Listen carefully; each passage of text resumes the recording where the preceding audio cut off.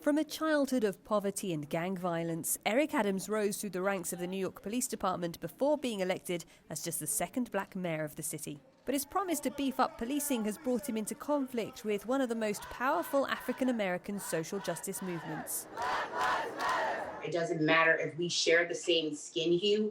If policies are going to be enforced that are going to be detrimental to my community, then it's my job as a human rights activist, as a civil rights leader, to speak out and stand up about that.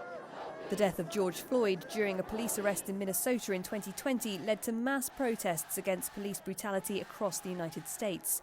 In New York, the criticism of law enforcement led to a $1 billion budget cut for the city's police department. The NYPD's anti-crime units, known for their plainclothes teams, were also disbanded following complaints they were involved in a disproportionate number of fatal shootings. But since October last year, the crime rate in New York has increased by more than 11%, and Adams has vowed to bring back those units. Black Lives Matter in Greater New York, which isn't affiliated with the wider Black Lives Matter movement, predicts if that goes ahead, there will be riots in the city. And they say the mayor-elect should know better.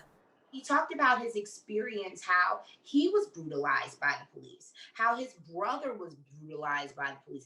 Understanding the plight of a black man in America, I would absolutely expect him to understand. But at the same note, I understand politics. It becomes about retaining power than helping the people. Political observers say despite the incoming mayor's background and the growing power of social justice groups like Black Lives Matter, at the end of the day, Adams has to answer to the voters who elected him.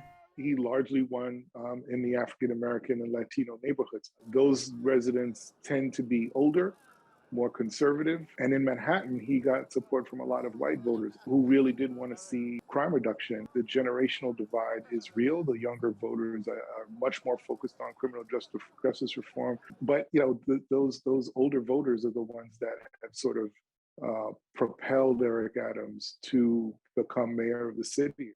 Black Lives Matter Greater New York has called on Adams to take a more socio-economic approach and deal with crime by dealing with poverty. They also say they hope to improve their relationship with the mayor going forward. Sarah Walton, CGTN, New York.